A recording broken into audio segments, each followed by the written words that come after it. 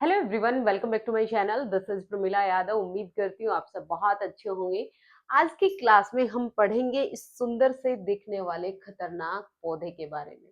सुंदर देखो, दिखने में कितना सुंदर है, लेकिन इतना खतरनाक है कि सभी कीट पतंगों को, चूहों को, छिपकलियों को, मेंढक को, सबको खा जाता है। ये ईवीएस में पढ़ना जरूरी है। सीटेट का पेपर फर्स्ट में जो ईवीएस वाला पोर्शन है, वहां पे ये जो क्वेश्चन है ये पूछा गया है। देखिए क्वेश्चन क्या पूछा गया था वो आप देख लीजिए। Consider the following statement about nepenthes या फिर पीचर प्लांट, यानी घटपर्णी के बारे में नीचे दिए गए कथनों में विचार कीजिए। इस पौधे को कहते हैं नेपेंथिसिस, पीचर प्लांट या फिर घटपर्णी। इसकी करेक्टरिस्टिक के बारे में क्वेश्चन पूछा गया है। ना जाने कितने एग्जाम में रिपीटेडली ये क्वेश्चन पूछा जाता रहा है, तो आपको इस प्लांट के बारे में जानना बहुत जरूरी है। आइए इसको समझते हैं। पीचर प्लांट की करेक्टरिस्टिक क्या होती है? ये प्लांट है, ये इंसेक्टिवोरस और कार्निवोरस प्लांट होता है।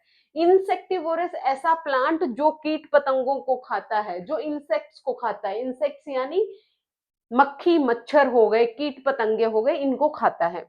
और कार्निवोरस ऐसा प्लांट जो मांस खाता है। ऐसे पौधे के बारे में सुना है जो मांस खाता है? कार्निवोरस एनिमल्स तो हम पढ़ते हैं, भेड़िया हो गया, शेर हो गया, ये मांस खाते हैं, लेकिन एक प्लांट भी ऐसा है जो कार्निवोरस है, जिसको हम कहते हैं पीचर प्लांट, जिसको हम कहते हैं नेपेंथेसिस या घटपर्णी। ये जो प्लांट है ये छोटे इंसेक्ट्स को, छोटे जीवों को पकड़कर उससे पोषण प्राप्त करता है। इसकी जो शेप होती है, इसकी पत्तियां परिवर्तित होकर इसे घड़े या पिचर जैसा बनाती है, इसीलिए इसको पिचर प्लांट कहते हैं। देखिए इसकी शेप है, ये घड़े की जैसी शेप है। इसके ऊपर एक लिड लगी हुई होती है। ये लिड किस लिए हेल्पफुल होती है? पहली चीज तो जो वर्षा का पानी होता है उसको अंदर जाने से रोकती है। जैसे बारिश गिरनी शुरू होती है, ये लिड है, ये बंद हो जाती है, वर्षा का पानी अंदर नहीं जाता है।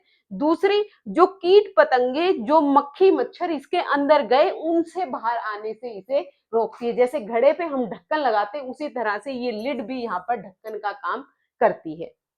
नेक्स्ट देखिए, इस पौधे में, इस जो ये प्लांट है, इसमें डाइजेस्टिव जूस पाया जाता है। डाइजेस्टिव जूस ऐसे जूस होते हैं जो भोजन को पचाने में हमारी मदद करते हैं। ये प्लांट ऐसी जगह पर पाया जाता है जहां पर नाइट्रोजन की कमी होती है। हम अपने खेतों में भी नाइट्रोजन की कमी को पूरा करने के लिए उसमें फर्टिलाइजर्स डालते हैं, यूरिया डालते हैं। ये ऐसी जगह पर पैदा होता है जहां पर बहुत ज्यादा नाइट्रोजन की डेफिशिएंसी होती है। ये इन कीट पतंगों को, चूहों को, मेंढक को खाकर उससे नाइट्रोजन लेता है, ताकि ये अपनी ग्रोथ कर सके, अपने पोषक तत्व प्राप्त कर सके। उन क्षेत्रों में होता है जहां पर मिट्टी में नाइट्रोजन की कमी होती है, इसी कमी को पूरा करने के लिए ये कीटों को खाता है। इसके अंदर डाइजेस्टिव जूस होता है जो इन कीटों को पचाने का काम करता है, पचाकर इसको न्यूट्रिएंट्स देता है, और न्यूट्रिएंट्स में मेनली क्या मिलता है? नाइट्रोजन मिलती है। This plant has leaves which are pitcher shaped and the mouth is covered with a leaf. ये मैं आपको बता चुकी हूँ। ये पौधे की पत्तियां परिवर्तित होकर एक घड़े का रूप लेती हैं। इसके ऊपर एक लिड होता है, ढक्कन होता है जो मुख पर रहता है। ये वर्षा के पानी को अंदर जाने से इसे रोकता है। फिर देखिए, अच्छा ये कीट पतंगे इस पौधे के पास करने क्या जाते हैं? क्योंकि ये दिखने में बहुत सुंदर होता है, और इस ये एक बहुत सुंदर स्मेल, गंध छोड़ता है, जो कीट पतंगों को अपनी तरफ आकर्षित करता है। इसका कलर बहुत सुंदर होता है, आकर्षक रंग होता है, मधुर रस होता है तथा विशेष गंध उत्पन्न होती है। इसी के कारण कीट पतंगे इसकी तरफ अट्रैक्ट होते हैं। जैसे ही वो आकर इसके माउथ पर बैठते हैं, लिड पर बैठते हैं, वो यहाँ पर आके बैठेंगे। यहाँ पर जब वो आके बैठ रहे हैं तो जो यहाँ की सतह है, ये जो सतह है ये कैसी होती है? ये स्लिपरी होती है, स्लिपरी सतह होती है। यहाँ पर जैसे वो यहाँ पर बैठे, वो अंदर की तरफ चले जाते हैं। अंदर की तरफ जाते ही ये ढक्कन बंद हो जाता है। अंदर डाइजेस्टिव जूस है जो उसको डाइजेस्ट कर देते हैं। ये रहा आपका, आकर्षित होते हैं, मुख पर बैठकर फिसल कर अंदर जाते हैं, डाइजेस्ट हो जाता है। ये क्वेश्चन पूछा गया है कि इसमें क्या क्या अंदर जाता है। देखिए ये है, ये नेफेंथेसिस पौधे हैं। ये कीटों को, मेंढकों को क्या क्या खा सकते हैं? कीट खा सकते हैं, मेंढक खा सकते हैं, छिपकली खाते सकते हैं, यहाँ तक कि छोटे चूहों को भी ये पकड़कर खा सकते हैं।